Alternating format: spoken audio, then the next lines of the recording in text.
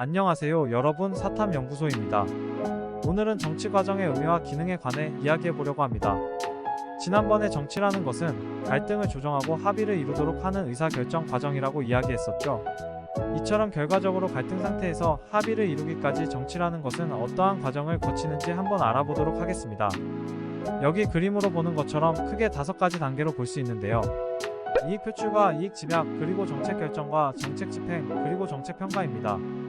정책 평가 이후에는 다시 완료, 즉 피드백의 과정을 통해 정치가 계속해서 순환되는 모습을 보이고 있는데요. 간단하게 한번 여러분들이 쉽게 이해할 수 있는 예시를 통해 알아보도록 하겠습니다. 먼저 이익 표출 단계입니다.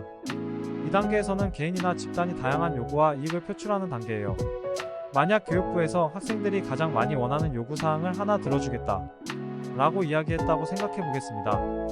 그러면 누군가는 학교 내에 매점을 만들어 달라고 할 수도 있고, 누군가는 매일 4교시를 해달라고 할 수도 있고, 또 누군가는 시험을 없애달라와 같은 다양한 의견을 제시할 수 있겠죠. 이처럼 각자 다양한 요구와 이익을 표출하는 단계가 바로 이익 표출의 단계입니다. 그러면 다음으로 이익 집약 단계는 앞서 말한 것처럼 학교 이야기만 예시로 해도 많은 학생들이 각자 다양한 이익을 표현하다 보니 현실적으로 투표하기가 어렵겠죠. 따라서 정당이나 언론 등이 표출된 이익을 몇 개의 안으로 집약한다. 즉 여러 의견을 모으는 단계가 이 단계에 해당합니다.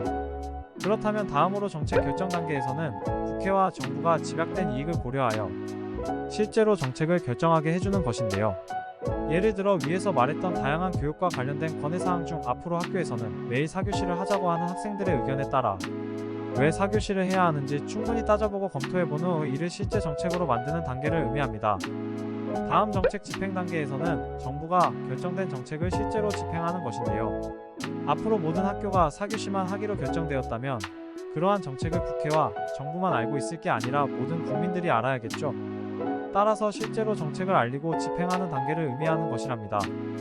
마지막으로 정책 평가 단계에서는 국민의 평가를 받아 수정하거나 새로운 요구를 정책에 반영하는 단계인데요. 만약 여러분들이 매일 4교시를 원한다는 근거로 학생들의 휴식권, 보장 등을 이야기한다면 정부에서 학생들의 자율적인 학습권과 휴식권을 위해 4교시를 시행하기로 했더니 오히려 학원 시간이 당겨지거나 혹은 여러분들이 다니는 학원 수가 늘게 된다면 이 정책은 큰 의미가 없는 정책이겠죠. 따라서 정책 평가 단계에서는 집행된 정책을 수정 및 보완하는 단계이며, 이는 곧 그림과 같이 완료, 즉 피드백의 단계를 통해 다시 새로운 이익을 표출하는 식으로 계속해서 순환하는 정치 과정을 보여준답니다. 이러한 정치 과정을 통해 우리는 다양한 갈등과 사회 문제를 합리적으로 해결하고, 이는 곧 사회 통합과 발전에 기여할 수 있죠. 이처럼 정치 과정은 시민의 요구가 표출되고 정책에 반영되는 통로 역할을 한다는 것 꼭 잊지 말고 각 단계의 순서와 의미를 잘 기억해 주시면 오늘의 공부는 끝! 그럼 이번 영상도 시청해 주셔서 감사하고 다음 시간에 또 새로운 주제로 함께 이야기해 보아요. 지금까지 사탐연구소였습니다.